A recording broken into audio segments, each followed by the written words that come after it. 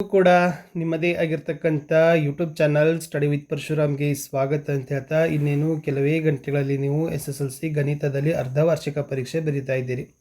So already ನಾನು 3 set question ಪೇಪರನ್ನು ಹಾಕಿದ್ದೆ. 3 set video question ಪೇಪರಲ್ಲಿ 1 ಅಂಕ, 2 ಅಂಕ, 3 ಅಂಕದ ಪ್ರಶ್ನೆಗಳನ್ನು ಸಹಿತ ಕೊಟ್ಟಿದ್ದೆ. ಈ ಪ್ರಶ್ನೆ ಪತ್ರಿಕೆಯಲ್ಲಿ ಚೆನ್ನಾಗಿ ನಿಮಗೆ ತಿಳಿಸ್ತೀನಿ ಯಾವ ಥರದ ಪ್ಯಾಟರ್ನ್ಗಳು, ಪ್ರಶ್ನೆಗಳು ನಿಮಗೆ ಸೇಮ್ ಆಗಿ ಬರ್ತವೆ ಅನ್ನೋದನ್ನು. ವಿಡಿಯೋನ ಲೈಕ್, ಶೇರ್ ಮತ್ತು ಸಬ್ಸ್ಕ್ರೈಬ್ ಮಾಡೋದನ್ನು ಮಾತ್ರ ಮರೆಯದಿರಿ. ಬನ್ನಿ ವಿಡಿಯೋವನ್ನು ಶುರು ಮಾಡ್ತೀನಿ. ಅದಕ್ಕಿಂತ ಮುಂಚೆ ಕಮೆಂಟ್ನಲ್ಲಿರ್ತಕ್ಕಂಥ ಪಕ್ಕದಲ್ಲಿ ಹೈಪ್ ಅಂತ ಇದೆ, ಅದನ್ನು ಕೂಡ ಒತ್ತಿ ವಿಡಿಯೋನ ಬೂಸ್ಟ್ ಮಾಡ್ಬೋದು. ಮೊದಲ ಪ್ರಶ್ನೆ ಇತ್ತು, ಅತಿ ಚಿಕ್ಕ ಸಂಯುಕ್ತ ಸಂಖ್ಯೆ ಮತ್ತು ಅತಿ ಚಿಕ್ಕ ಅವಿಭಾಜ್ಯ ಸಂಖ್ಯೆಯ ಮಸ ಎಷ್ಟಾಗಿರ್ತದೆ ಅಂತ ಕೇಳಿದರು. ವೆರಿ ಮೋಸ್ಟ್ ಇಂಪಾರ್ಟೆಂಟ್ ಪ್ರಶ್ನೆ. ಇನ್ನು ಒಂದು ವರ್ಗ ಬಹುಪದೋಕ್ತಿಯ ಗರಿಷ್ಠ ಶೂನ್ಯತೆಗಳ ಸಂಖ್ಯೆ ಎಷ್ಟಾಗಿರ್ತದೆ ಅಂತ ಕೇಳಿದ್ದಾರೆ. ಸೊ ಶೂನ್ಯತೆಗಳನ್ನು ಕೇಳ್ತಾರೆ. ಆಮೇಲೆ ಇದು ರೇಖಾತ್ಮಕ ಸಮೀಕರಣಗಳ ಜೋಡಿ ಅಸ್ಥಿರ ಇದೆ, ಹಾಗಾದರೆ ಈ ಸಮೀಕರಣ ಪ್ರತಿನಿಧಿಸುವ ರೇಖೆಗಳು ಹೇಗಿರ್ತವೆ ಅಂತ ಕೇಳಿದರು. ಇದು ಮೋಸ್ಟ್ ಇಂಪಾರ್ಟೆಂಟ್. ಇಲ್ಲಿ 3 ಕೇಸಸ್ ಇದ್ದಾವೆ: ಐಕ್ಯಗೊಳ್ಳುವ ರೇಖೆಗಳು, ಸಮಾಂತರ ರೇಖೆಗಳು, ಛೇದಿಸುವ ರೇಖೆಗಳು. ಸೊ ಅದನ್ನು ನೋಡ್ಕೊಂಡೋಗಿ ಒಂದು ಪ್ರಶ್ನೆ ಆದರೂ ಬರ್ತದೆ. ಇನ್ನು ವರ್ಗ ಸಮೀಕರಣದಲ್ಲಿ ಇದು ಆದರ್ಶ ರೂಪ ಇದೆ, ax² bx + c = 0. ಇದರ ಶೋಧಕ ಯಾವುದು ಅಂತ ಕೇಳಿದರು. ಓಕೆನಾ, ಅದು ಕೇಳ್ತಾರೆ. ಆಮೇಲೆ ಒಂದು ಸಮಾಂತರ ಶ್ರೇಣಿ ಇದೆ ನೋಡಿ, ಒಂದು 100 ಇದೆ, 93 ಇದೆ, 86 ಇದೆ. ಈ ಸಮಾಂತರ ಶ್ರೇಣಿಯ ಸಾಮಾನ್ಯ ವ್ಯತ್ಯಾಸ ಎಷ್ಟು ಅಂತ ಕೇಳಿದರು. Very simple. ಎರಡನೇ ಪದದಲ್ಲಿ ಒಂದನೇ ಪದವನ್ನು ಕಳಿಬೇಕು. 93 - 100 ಆದಾಗ ಉತ್ತರ ಬರದೆ -7. ಓಕೆನಾ, ಮೊದಲ ಪದ ಎ, ಸಾಮಾನ್ಯ ವ್ಯತ್ಯಾಸ ಡಿ. ಇನ್ನು 6ನೇ ಪ್ರಶ್ನೆ, ತ್ರಿಭುಜ ABCಯಲ್ಲಿ DE ಲಂಬ BC, ADX, DB x-2, AE x+2, EC x-1 ಆದರೆ xನ ಬೆಲೆಯನ್ನು ಕೇಳಿದರು. ಇನ್ನು ಮೂಲ ಬಿಂದುವಿನ ನಿರ್ದೇಶಾಂಕನ ಕೇಳಿದರೆ 0, 0 ಗೊತ್ತಿದೆ. ಇವುಗಳಲ್ಲಿ ಯಾವಾಗಲೂ ಸಮರೂಪವಾಗಿರುವ ಆಕೃತಿಗಳು ಅಂತ ಕೇಳಿದ್ದಾರೆ. ಯಾವಾಗಲೂ ಸಮ ಅಂತ ಕೇಳಿದ್ದಾರೆ. ಸೊ ಅದನ್ನು ಕೂಡ ತಾವು ನೋಡ್ಕೊಳ್ಬೋದು. ಸೊ ಈ ಥರದ ಪ್ಯಾಟರ್ನ್ಗಳು ಸೇಮ್ ಆಗಿ ನಿಮಗೆ ಬರ್ತದೆ. ಇನ್ನು ಅಂಕಗಣಿತದ ಮೂಲ ಪ್ರಮೇಯ ಪ್ರತಿ ಸರಿ ಕೇಳ್ತಾರೆ. ಓಕೆನಾ, ಅಂಕಗಣಿತದ ಮೂಲ ಪ್ರಮೇಯನ ಬ್ಯಾಪಟ್ ಮಾಡ್ಕೊಂಡು ಹೋಗ್ರಿ. ಸೊ ನೆಕ್ಸ್ಟ್, ಕೊಟ್ಟಿರೋ ನಕ್ಷೆಯಿಂದ P(x) ಬಹುಪದೋಕ್ತಿಯ ಶೂನ್ಯತೆಗಳ ಸಂಖ್ಯೆ ಕಂಡುಹಿಡಿಯಿರಿ ಅಂತ ಕೇಳ್ತಾರೆ. ನೋಡಿ, ಇದು x ಅಕ್ಷ ಇರ್ತದೆ, ಇದು y ಅಕ್ಷ ಇರ್ತದೆ. ಓಕೆನಾ, ಇದು ಆಕೃತಿ ಹೇಗಿದೆ? ಎಸ್, ಈ ಥರ ಆಕೃತಿ ಇದೆ. ಇದೇನು ಮಾಡಬೇಕು? ಎಕ್ಸ್ ಅಕ್ಷದಲ್ಲಿ ಎಷ್ಟು ಸರಿ ಬಿಂದುಗಳನ್ನು ಮಾಡಿದೆ ಅನ್ನೋದನ್ನು ನೋಡಬೇಕು. ನೋಡಿ, ಇಲ್ಲಿ 1 ಬರ್ತದೆ, ಇಲ್ಲಿ 2 ಇದೆ, ಇಲ್ಲಿ 3 ಇದೆ. ಸೊ ಶೂನ್ಯತೆಗಳ ಸಂಖ್ಯೆ ಎಷ್ಟು ಬತ್ತು? 3 ಅನ್ನೋದು ಬತ್ತು. ಅರ್ಥ ಆಯಿತು ಅನ್ಕೋತೀನಿ. ಎಕ್ಸ್ ಅಕ್ಷದಲ್ಲಿ ಆ ಗೆರೆ ಎಷ್ಟು ಸರಿ ತಾಗಿದೆ ಅನ್ನೋದನ್ನೇ ನಾವು ಶೂನ್ಯತೆಗಳಂತಲೇ ಹೇಳೋದು. ಇನ್ನು ಪರಸ್ಪರ ಛೇದಿಸೋ ರೇಖೆಗಳನ್ನು ಪ್ರತಿನಿಧಿಸುವ ರೇಖಾತ್ಮಕ ಸಮೀಕರಣಗಳ ಜೋಡಿ ಎಷ್ಟು ಪರಿಹಾರವನ್ನು ಕೊಡುತ್ತದೆ ಅಂತ ಕೇಳಿದರು. ಇನ್ನು 2 ಅನುಕ್ರಮ ಧನ ಪೂರ್ಣಾಂಕಗಳ ಗುಣಲಬ್ಧ 306. ಈ ಹೇಳಿಕೆಯನ್ನು ವರ್ಗ ಸಮೀಕರಣದ ಆದರ್ಶ ರೂಪದಲ್ಲಿ ಬರಿಬೇಕು. ಇನ್ನು 4x28 ಸಮಾಂತರ ಶ್ರೇಣಿಯಲ್ಲಿ xನ ಬೆಲೆಯನ್ನು ಕಂಡುಹಿಡಿಯಿರಿ. ಮೂಲ ಸಮಾನುಪಾತತೆಯ ಪ್ರಮೇಯವನ್ನು ನಿರೂಪಿಸಿರಿ. Very most important. 1 ಮಾರ್ಕಸಿಗೆ ಪ್ರಮೇಯ ನಿರೂಪಿಸಲಿಕ್ಕೆ ಕೇಳ್ತಾರೆ. 4 ಅಥವಾ 5ಕ್ಕೆ ಪ್ರಮೇಯ ಕೇಳ್ತಾರೆ. ಚೆನ್ನಾಗಿ ಇದನ್ನು ಬೈಪಾಟ್ ಮಾಡ್ಕೊಂಡು ಹೋಗಿ. ಈ ಪ್ರಮೇಯ ನಿಮಗೆ ಫಿಕ್ಸ್ ಆಗಿರ್ತಕ್ಕಂಥ ಪ್ರಶ್ನೆ.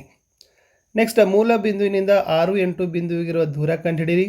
2, 3, 4, 3 ಬಿಂದುಗಳನ್ನು ಸೇರಿಸುವ ರೇಖಾಖಂಡದ ಮಧ್ಯಬಿಂದುವಿನ ನಿರ್ದೇಶಾಂಕಗಳನ್ನು ಬರೀರಿ ಅನ್ನೋದನ್ನು ಕೂಡ ನಿಮಗೆ 2 ಮಾರ್ಕ್ಸಲ್ಲಿ ಕೊಟ್ಟಿದ್ದರು. 1 ಮಾರ್ಕ್ಸ್ ಕ್ವಶನ್ಸ್ಗಳು.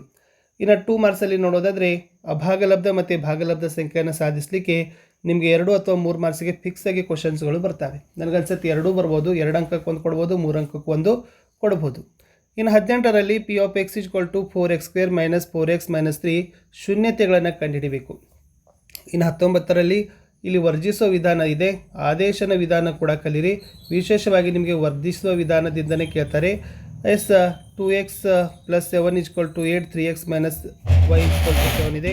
ಈ y ಹೋಗ್ತದೆ, ಈ y ಹೋಗ್ತದೆ. 5x ಮತ್ತು 8 ಕೂಡಿಸಿದರೆ ಸೊ ಎಷ್ಟಾಗ್ತದೆ? ಎಕ್ಸ್ನ ವ್ಯಾಲ್ಯೂ 3 ಬರ್ತದೆ. ಓಕೆನಾ, ಅದೇ 3ಅನ್ನು ಫಸ್ಟ್ದಲ್ಲಿ ಹಾಕಿದರೆ y ವ್ಯಾಲ್ಯೂ ಕೂಡ ಬರ್ತದೆ. ಇನ್ನು 4x² - 4x + 1 = 0 ಈ ವರ್ಗ ಸಮೀಕರಣದ ಶೋಧಕವನ್ನು ಕಂಡುಹಿಡಿದು ಮೂಲದ ಸ್ವಭಾವಗಳನ್ನು ಬರೀರಿ ಅಂತ ಕೇಳಿದರು. ಇನ್ನು ಸೂತ್ರದ ಸಹಾಯದಿಂದ n ಪದಗಳ ಮೊತ್ತವನ್ನು ಕೇಳಿದ್ದಾರೆ. ನೋಡಿ, nನೇ ಪದ ಕಂಡುಹಿಡಿತಕ್ಕಂಥದ್ದು ಸೂತ್ರ ಬಂದರೆ an ಕಂಡುಹಿಡಿಬೇಕು.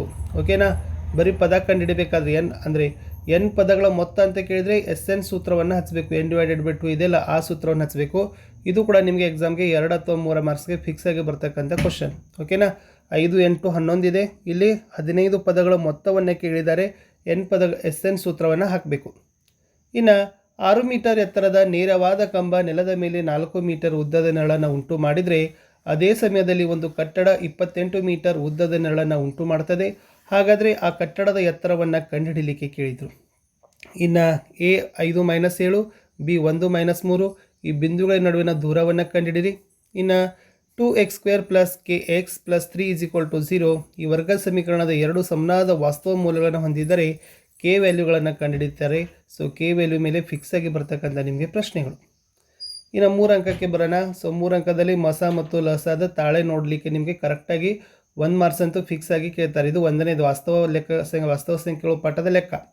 510 ಮತ್ತು 92ರ ಪೂರ್ಣಾಂಕಗಳ ಲಸ ಅ ಮತ್ತು ಮಸ ಅ ಅವಿಭಾಜ್ಯ ಅಪವರ್ತನ ವಿಧಾನದಿಂದ ಕಂಡುಹಿಡಿಯಬೇಕು. ಮುಂದೆ ಲಸ ಇಂಟು ಮಸ = ಆ ಎರಡು ಪೂರ್ಣಾಂಕಗಳ ಗುಣಲಬ್ಧ ಒಂದೇ ಅನ್ನೋದನ್ನು ತಾಳೆ ನೋಡಬೇಕು. ಎಸ್, ಇದು 3 ಮಾರ್ಕ್ಸಿಗೆ ಬಂದಿರತಕ್ಕಂಥ ಪ್ರಶ್ನೆ. H × L = A × B ಅನ್ನೋದಿದೆ ನೋಡಿ, ಆ ಸೂತ್ರದಲ್ಲಿ ಹಾಕಬೇಕು. ಇನ್ನು P(x) = x² + 7x + 10 ಈ ವರ್ಗ ಬಹುಪದೋಕ್ತಿಯ ಶೂನ್ಯತೆಗಳನ್ನು ಕಂಡುಹಿಡಿಯಬೇಕು.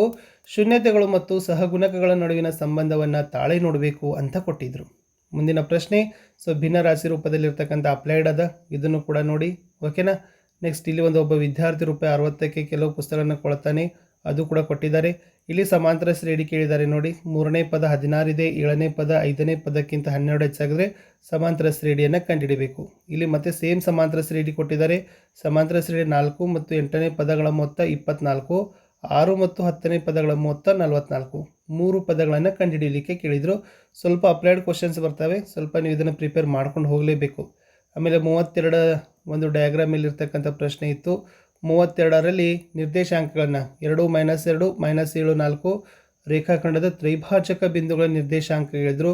√5 ಒಂದು ಅಭಾಗಲಬ್ಧ ಸಂಖ್ಯೆ, ವಿಶೇಷವಾಗಿ √2, √3, √5 ಇವು ಮೇನ್ ಆಗಿ ಕೇಳ್ತಕ್ಕಂಥ ಪ್ರಶ್ನೆಗಳು 3 ಮಾರ್ಕ್ಸ್ಗೆ. ಗ್ರಾಫ್ ಕ್ವಶನ್ಸ್ ಇದೆ ನೋಡಿ. x + 2y = 6, x + y = 6 ಇದೆ. ಆಮೇಲೆ ವಯಸ್ಸಿನ ಮೇಲೆ ಒಂದು ಪ್ರಶ್ನೆ ಅಂತೂ ಕೂಡ ಫಿಕ್ಸ್ ಆಗಿ ಕೇಳ್ತಾರೆ 3 ಅಥವಾ 4ಕ್ಕೆ. ಅದನ್ನು ಚೆನ್ನಾಗಿ ಪ್ರಿಪೇರ್ ಮಾಡ್ಕೊಂಡೋಗಿ. ಸಮಾಂತರ ಶ್ರೇಣಿಯ ಲೆಕ್ಕ ಇದೆ ನೋಡಿ. ಓಕೆನಾ, ಸಮಾಂತರ ಶ್ರೇಣಿಯ ಲೆಕ್ಕ ಇದೆ. ಆಮೇಲೆ ತ್ರಿಭುಜದ ಮೇಲಿನ ಪ್ರಮೇಯ ಕೇಳಿದ್ದಾರೆ. ಎರಡು ತ್ರಿಭುಜಗಳಲ್ಲಿ ಅನುರೂಪ ಕೋನಗಳು ಸಮ ಆದರೆ ಅವುಗಳ ಅನುರೂಪ ಬಾಹುಗಳ ಅನುಪಾತಗಳು ಸಮ ಅಂತಲೇ ಸಾಧಿಸಬೇಕು. ಇನ್ನು ಲಾಸ್ಟ್ ಸಮಾಂತರ ಶ್ರೇಣಿಯ ಮೇಲೆ ಸಮಸ್ಯೆನೂ ಕೂಡ ನಿಮಗೆ ಕೇಳಿದರು. ಇಷ್ಟು ಈ ಒಂದು ವಿಡಿಯೋದಲ್ಲಿ ನಾನು ಏನು ಮಾಡಿದ್ದೀನಿ ಅಂತಂದರೆ ನಿಮಗೆ ಒಂದು ಸಿಂಪಲ್ ಆಗಿರ್ತಕ್ಕಂಥ ಎಲ್ಲ ಕ್ವಶನ್ ಪೇಪರ್ಗಳು ಈ ಥರದ ಪ್ಯಾಟರ್ನ್ಗಳು ಇರ್ತವೆ. ಚೆನ್ನಾಗಿದ್ದನ್ನು ನೋಡ್ಕೊಂಡು ಹೋಗಿದ್ರೆ ಸಾಕು. ನಾಳೆ ಬರ್ತಕ್ಕಂಥ ಹಿಂದಿ ವಿಷಯಕ್ಕಾಗಿ ಕೂಡ ವಿಡಿಯೋಗಳನ್ನ ಲೈನಪ್ ಮಾಡಿದ್ದೀವಿ, ಅವುಗಳನ್ನು ಸಹಿತ ನೋಡಿ ಅಂತ ಹೇಳ್ತಾ ಲೈಕ್, ಶೇರ್ ಮತ್ತು ಸಬ್ಸ್ಕ್ರೈಬ್ ಮಾಡೋದನ್ನು ಮಾತ್ರ ಮರೆಯದಿರಿ. ಹೆಚ್ಚಿನ ವಿಡಿಯೋಗಳು ನಮ್ಮ ಯೂಟ್ಯೂಬ್ ಚಾನಲ್ದಲ್ಲಿದ್ದಾವೆ, ಅವುಗಳಿಗೂ ಕೂಡ ತಾವುಗಳು ಬಂದು ಜಾಯ್ನ್ ಆಗಿ ಅಂತ ಹೇಳ್ತಾ ಸೊ ನಾನು ಸಿಗ್ತೀನಿ ಇನ್ನೊಂದು ಹೊಸ ವಿಡಿಯೋದಲ್ಲಿ. ಇದು ಜಸ್ಟ್ ಕೇವಲ ಒಂದು model question paper friends, but ಚೆನ್ನಾಗಿ ನಿಮಗೆ ಈ ಮಾಡೆಲ್ಗಳನ್ನ ನಾಳೆ ನಿಮಗೆ ಅಂದರೆ ಇವತ್ತೇ ನಡೀತಕ್ಕಂಥ ಎಕ್ಸಾಮ್ಗೆ ಯೂಸ್ ಆಗ್ತದೆ ಅಂತ ಹೇಳ್ತಾ ಸಿಗ್ತೀನಿ ಹೊಸ ವಿಡಿಯೋದಲ್ಲಿ. ಅಂಟಿಲ್ ಟೇಕ್ ಕೇರ್, ಬಾಯ್.